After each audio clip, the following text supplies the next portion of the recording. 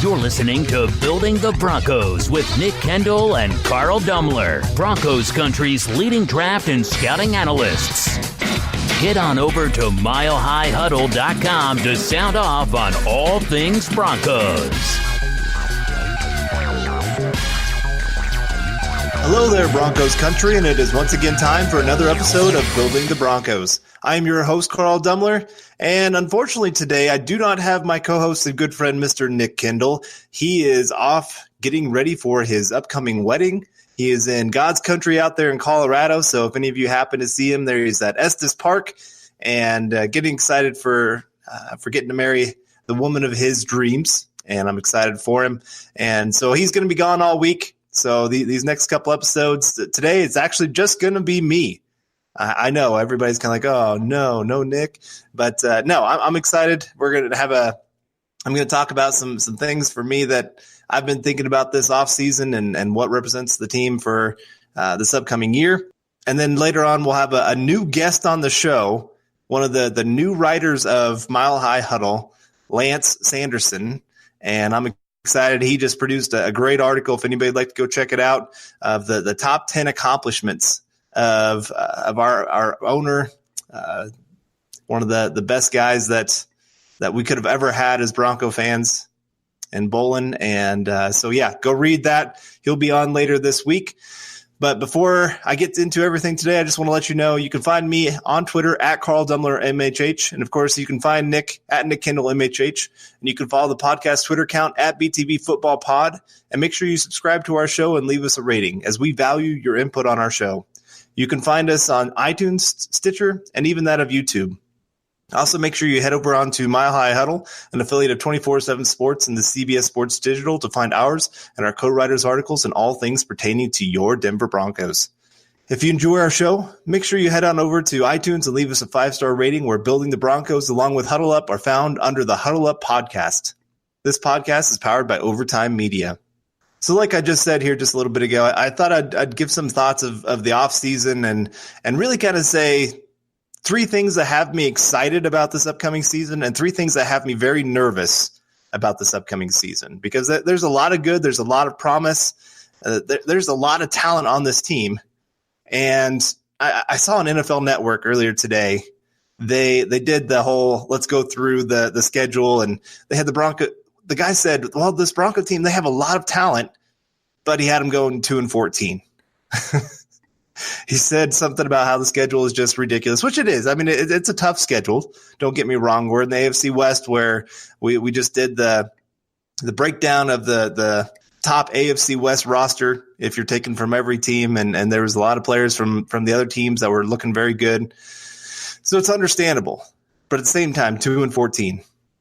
Yeah, that's not going to be the case. But some things would just have to completely fall apart for that to happen. I mean, okay, we're not even going to go down that path here to start off with. But again, I just wanted to give some things that I thought were very good for the Broncos. And my first thing that has me excited is also something that also has me nervous.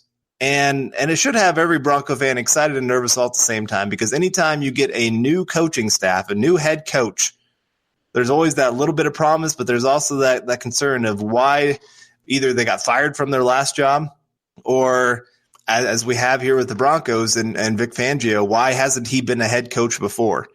And so starting off, I mean, we're looking at the old coaching staff. You got Vance Joseph.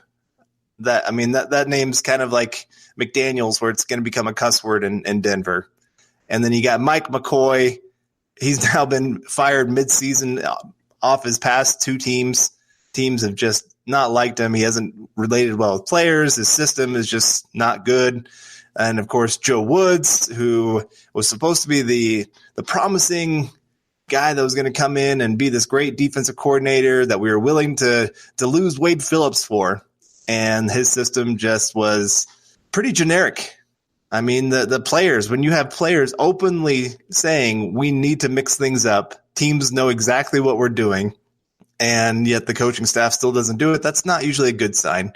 Then, of course, you got Bill Musgrave this past year, who decided on 3rd and 1, let's have every receiver run a go route. And that was our 3rd and 1 kind of plays. It just makes very, very little sense.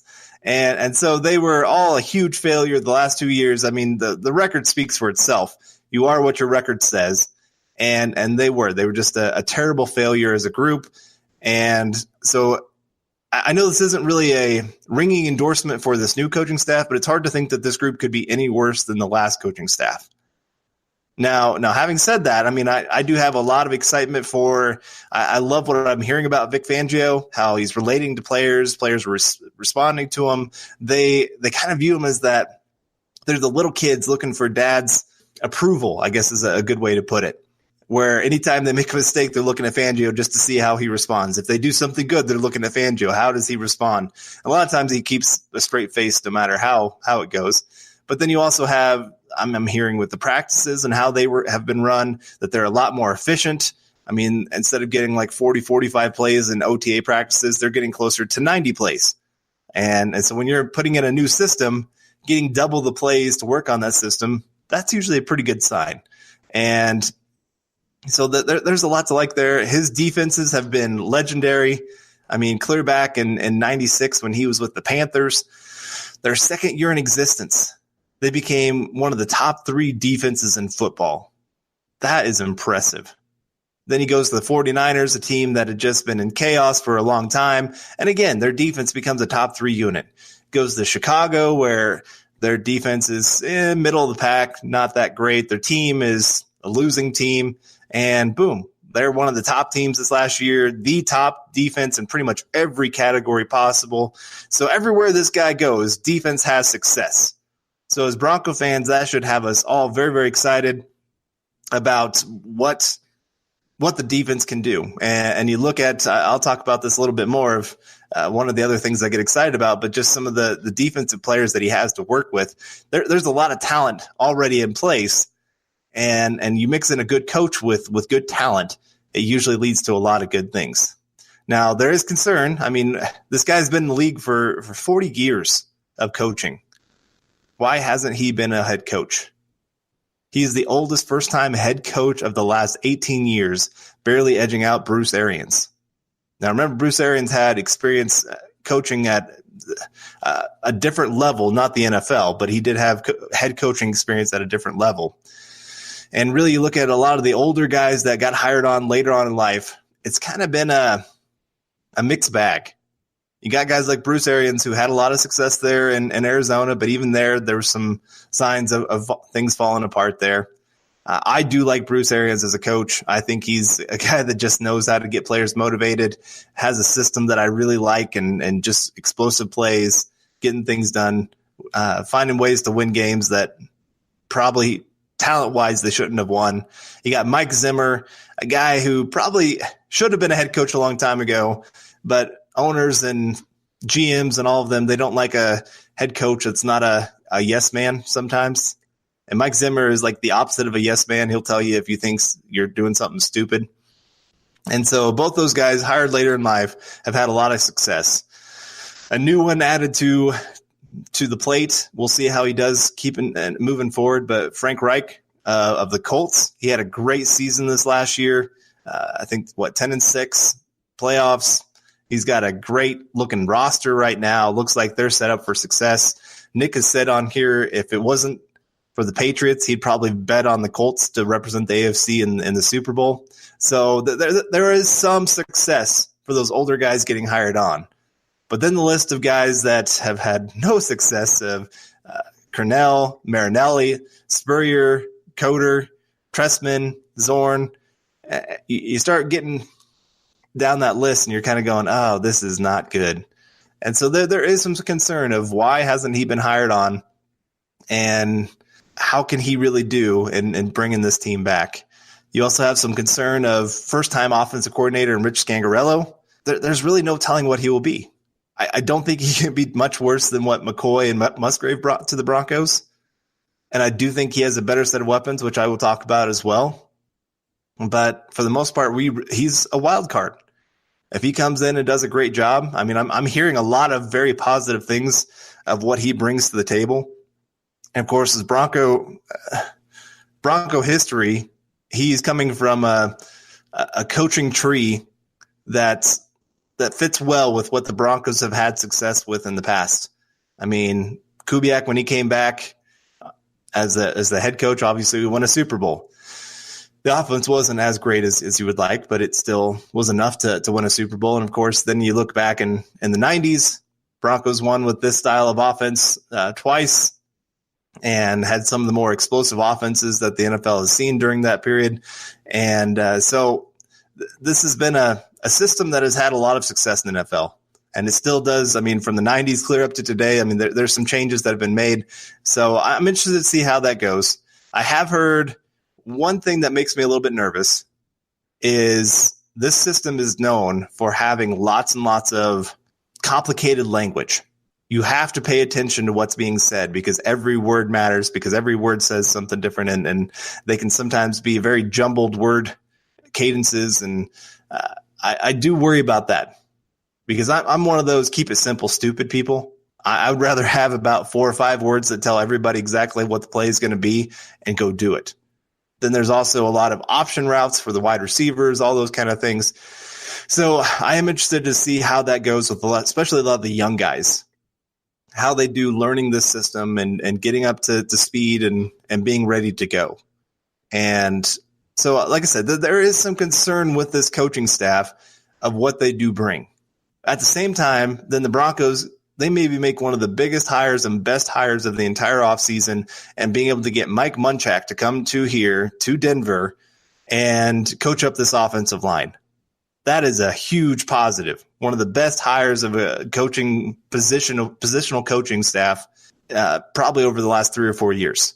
And so having him, that's a huge plus for the Broncos. And so again, there's a lot of things that are very positive about this coaching staff. There's a lot of things to be concerned about with this coaching staff. I really don't know what they're going to be. I feel much, much better about where things are than when Vance Joseph took over. I mean, Vance Joseph, even before he became a head coach, really didn't have a ton of success as a defensive coordinator. So you kind of at least like to have that to be able to look at and say, oh, well, at least they did this. And he didn't really have that. And then, of course, you just kind of saw things falling off the rails pretty quickly with him. And so, I mean, it was time to move on. A lot of people would argue that the Broncos should have done it a year ago, but it is what it is. So the Broncos have arrived at this situation now having Vic Fangio. I do think he is a leader of men. I think he knows how to get players motivated. And I've really been impressed with how he's handled this offseason so far. I'm interested to see how training camp goes once the pads actually come on, of how things go. But it is interesting. He is still a defensive-minded guy at heart. There was something I was reading earlier. I thought this was funny. That they were finishing up a drill. I think it was a red zone drill, and the offense scored. And it was supposed to be the last play, everything done. This is whoever wins this. And the offense won. And Vic Fangio goes, oh, do it again.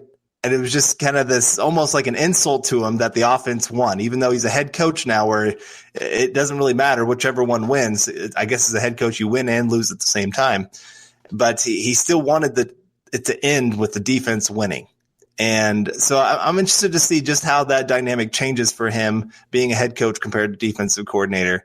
But again, I'm excited about this coaching staff. I'm just interested to see what it really looks like when things get really implemented, when things really kick into high gear here in, I think, just a month. We got 1 month, the real football starts coming back, some real news beyond just them running around in shorts and a T-shirt.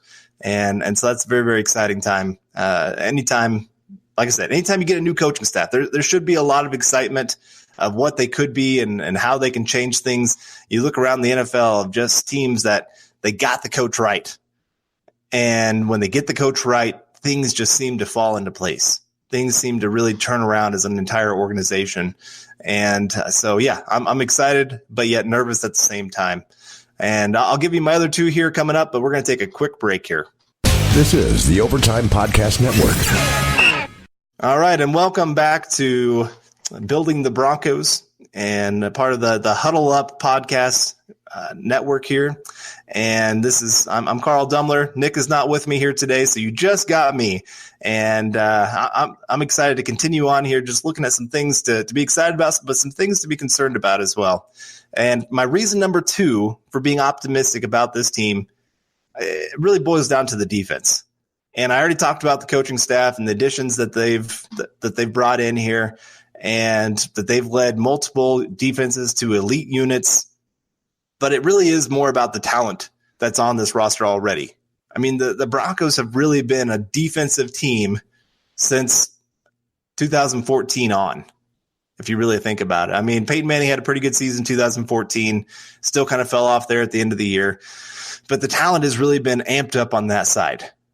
Elway saw after that 2013 Super Bowl, we won't even get into that too much here, but he saw the intensity of the Seahawks defense and brought in the talent, DeMarcus Ware, Aqib Talib, Ward, all those kind of guys. And the defense is still where they've had a lot of focus. I mean, you look at last year in the draft, they have the 5th overall pick. There's a lot of rumors flying around that they were going to go quarterback at the 5th pick or trade back or lots of things like that. And a great player just fell into their laps. Bradley Chubb. Nobody thought he would be there at 5. There he was, and just it wasn't an easy pick because, I mean, again, until you get the quarterback position figured out, you're always looking quarterback first. But what you're looking at second is pass rusher. And giving Von Miller a true top-tier pass rusher next to him, I mean, it just helps his job become easier. It changes the entire dynamic of the defense. And we saw Bradley Chubb come out and really, even with being the 5th overall pick, I thought he played above expectations. I think most people were still thinking he's going to be maybe a 10-sack kind of season guy, going to have some struggles, have some good moments, have some bad moments. And I'm not saying that didn't happen. He had streaks where he really got into things. But to get over 12 sacks for the season, really challenge the rookie sack record and just look like a star in the making. And now they're putting out all these articles about the top pass rush duos, and almost every article has Von Miller, Bradley Chubb at the top of it.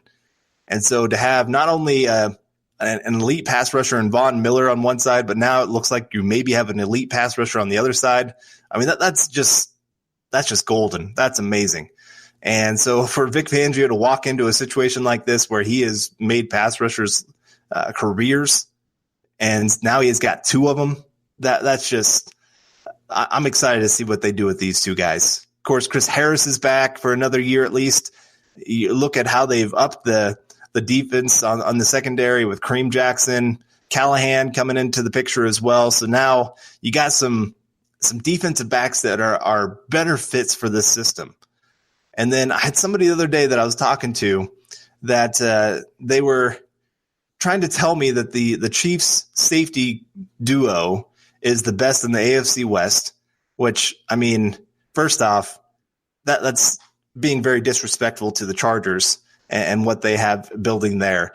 But beyond that, I kind of mentioned, I said, well, have you seen what Fangio has done with safeties everywhere he's gone?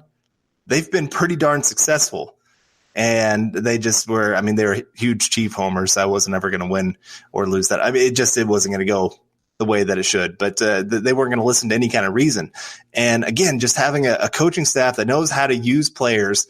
And we said this last year, and I know it didn't come to fruition, but really Justin Simmons, he could be the person that really makes or breaks this defense.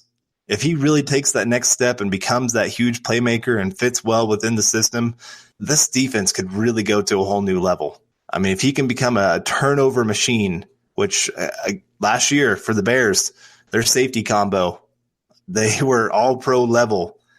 And I just, again, that's such a good thing for the Broncos. Defensive line-wise, they're returning pretty much everybody. And so that shouldn't be too much of a concern, especially you got Bill Kolar. He's one of the top defensive line guys out there. So I'm not really concerned about them too much. We will kind of see what can they bring that they didn't bring last year. Does the system set up better for them to have success and to actually get after the quarterback? Because really, I mean, last year the Bears, their interior defensive line was some of the best play in the NFL. Again, they just had a lot of talent there, and they knew how to use them. And so I'm interested to see how things change a little bit compared to years past for that group. Now, there is concern, of course, about the linebacker position. That's everybody's been harping on this. It's why in the draft, everybody was wanting to talk about the linebackers and who the Broncos are maybe going to take. They had some chances at Devin Bush there at pick 10. They could have traded up, taken Devin White. There was other players throughout the draft that everybody kept thinking maybe the Broncos are going to get one here, second, third, fourth round. And yet they pretty much stuck with what they got. And so it'll be interesting to see, one, how they develop them, and two, can they do anything that makes at least the defense not completely fall apart just because they're not up to the par of some of the other positions.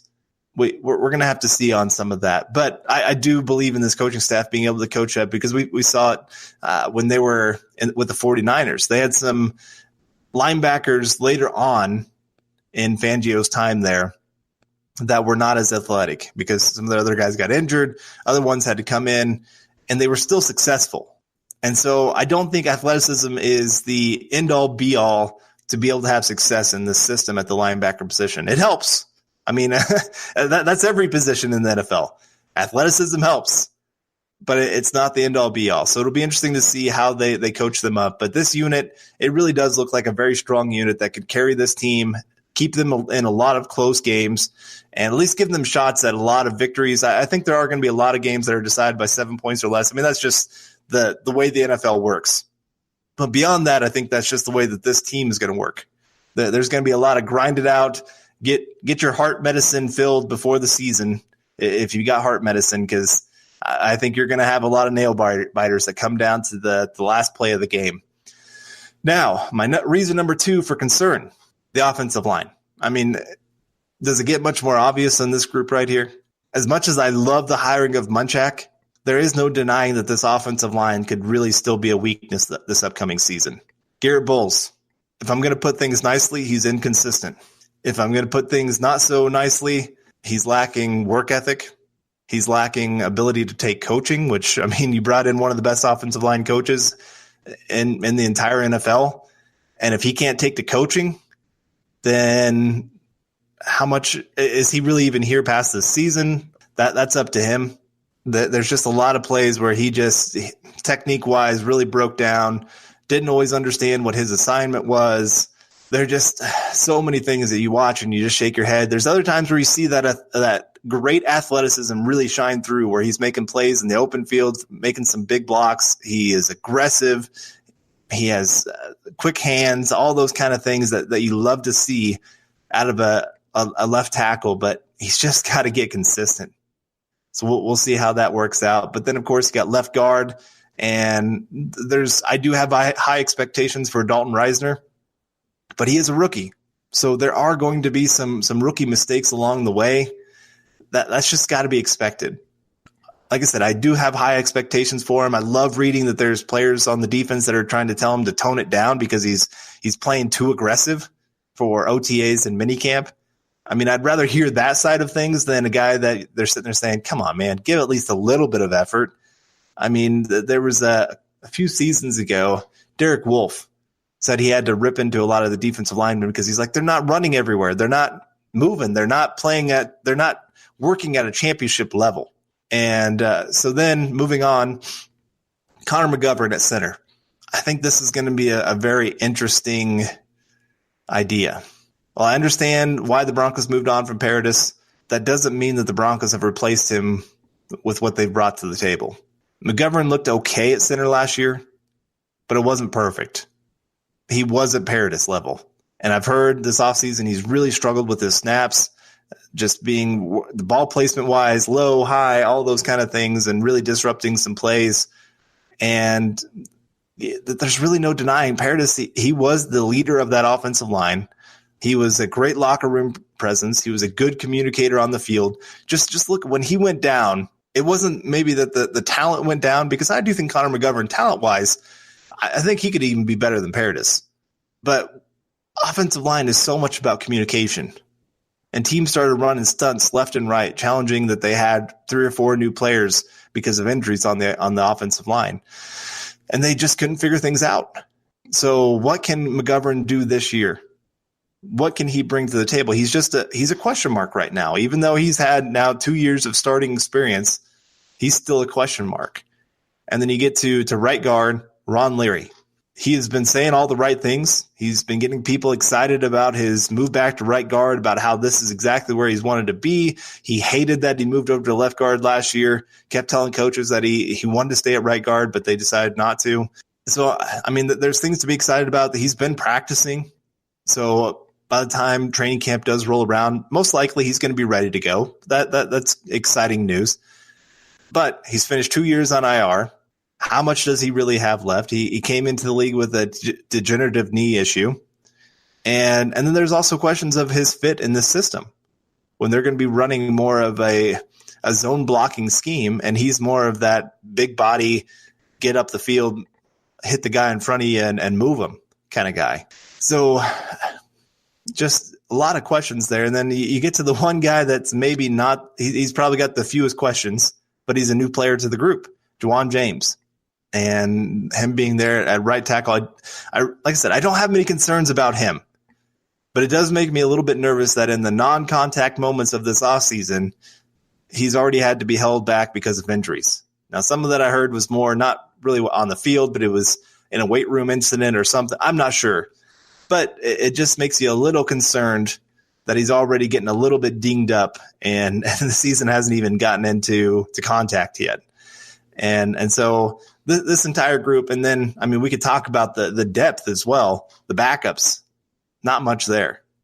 So this is probably the thing that concerns me the most about this upcoming season. I really think that this group can make or break how this season progresses.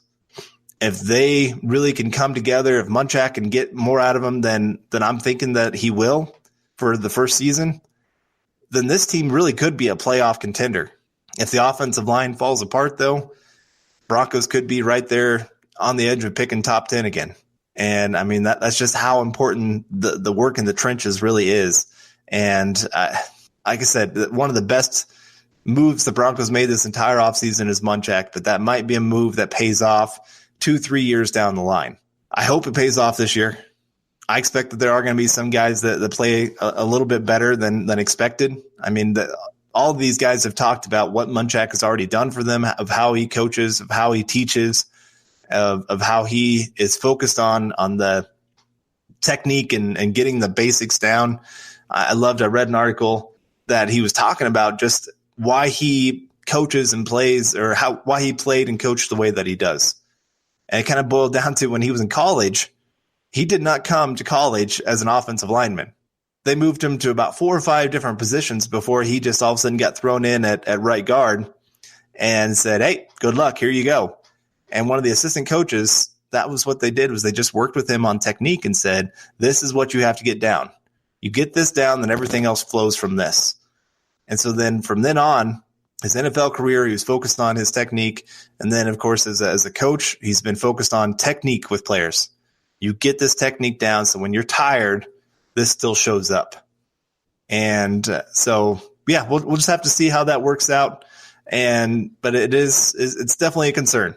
Every one of these positions, except for maybe one, are ones that I would say leave me a little bit nervous. Well, I'm going to come back here in just a second and give you my final thing of excitement and final concern for this upcoming season. This is the Overtime Podcast Network.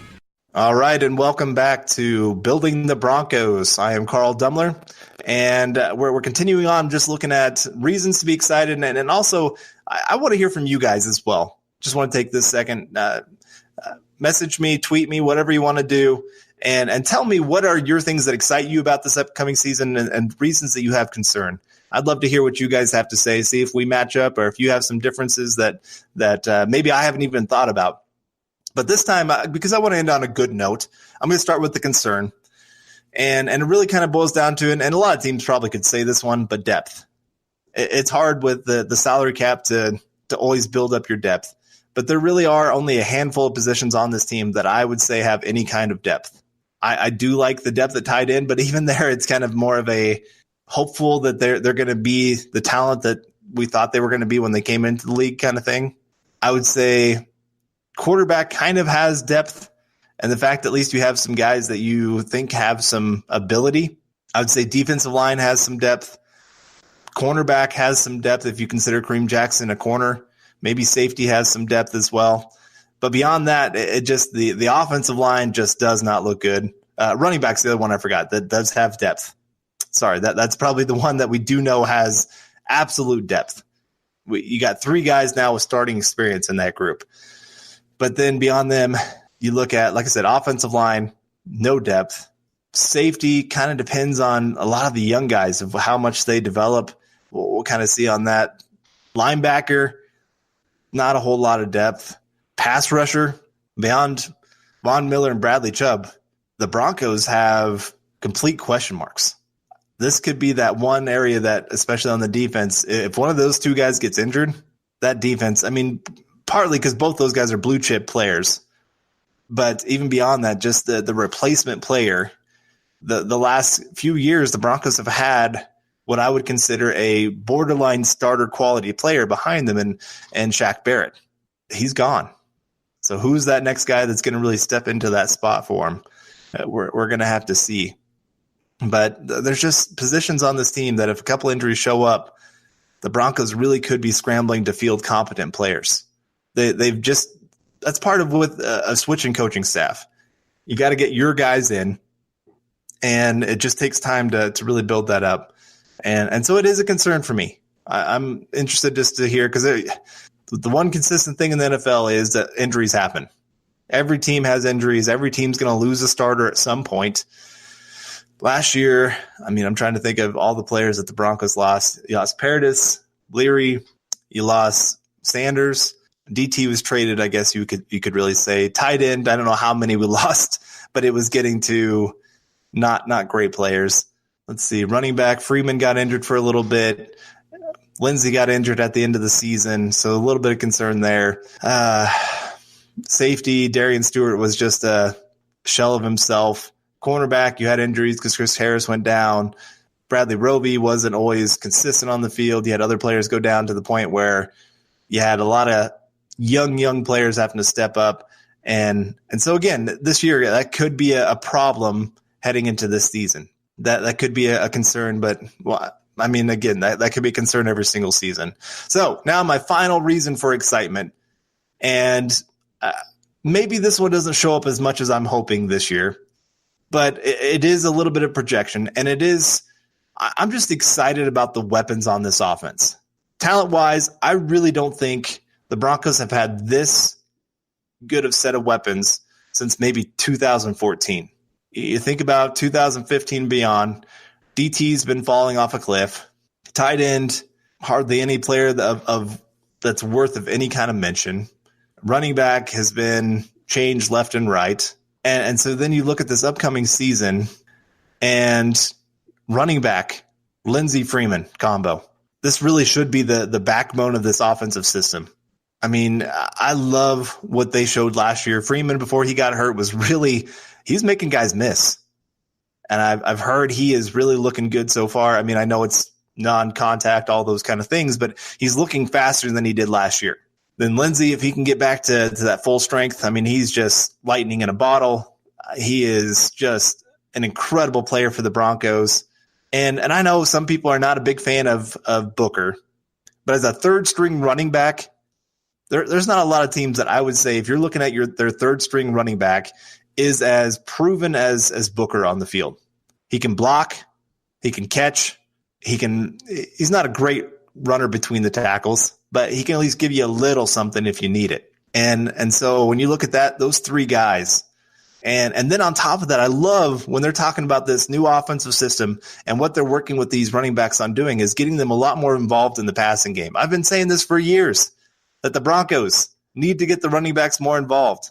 When you don't always have a great offensive line, you need that outlet for the quarterbacks, but there's so many times where the running backs have nobody within 10 yards of them, and the quarterbacks don't look their way. And so it excites me when I hear that they're getting more involved.